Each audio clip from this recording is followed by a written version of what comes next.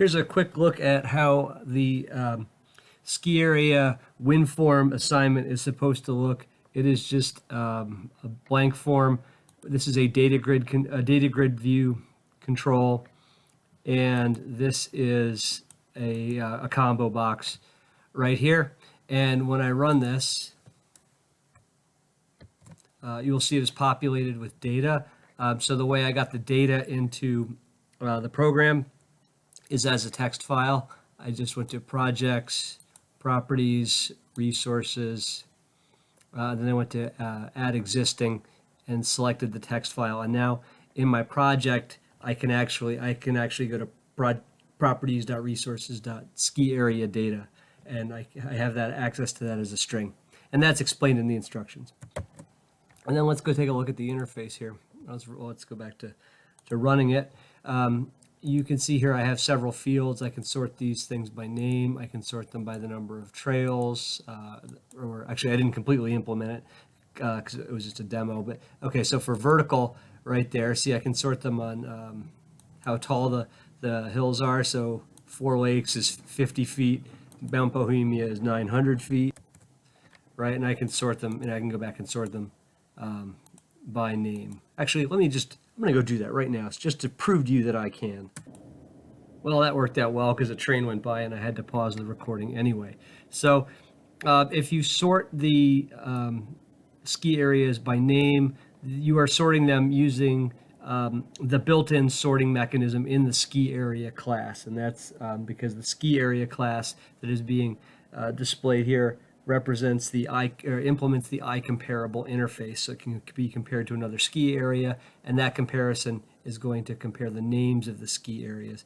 These other fields right here, if you want to search them on vertical, there is an object that implements the comparer interface, and that is being used to sort the list of ski areas. So this first one is sorting them on name uses the built-in sort behavior that you're going to add by implementing the comparable interface. All these other fields, when you sort on them, you are going to sort using comparer objects, or objects that you write that implement comparer. There's an example in the instructions, and these are all cut and paste, right? Like once you've got one, you just you can clone it real fast to make the other ones. Now, how do you know what to use, or how do you know what object to create to do the sort? And that is when you select the combo box, it'll get a selected index changed event, and then what you're going to do is check the index. So if the index is 0, then you're going to sort the list on using its built-in sort function with no parameter. You're going to sort them based on their internal sorting behavior. Now, if the selected index is one of these other things, then you're going to say, okay, if it was 1, then I'm going to create one of my objects that compares them on the number of trails. I'm going to use that to sort the list, and then I'm going to display that. So, and then that's all there is to it, right? So not very hard. The instructions explain how to do everything, but obviously if you have any questions, just email me. So here's an example of that. So imagine, the user selects, whatever menu option is for sorting them based on vertical height. You're going to take that list and you're going to sort it based on using this type of comparison object. And now there's one kind of trick.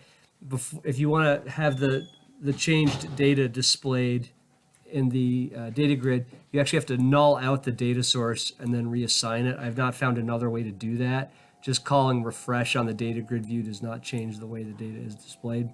So you're going to have a whole bunch of these in your selected index changed event on your combo box.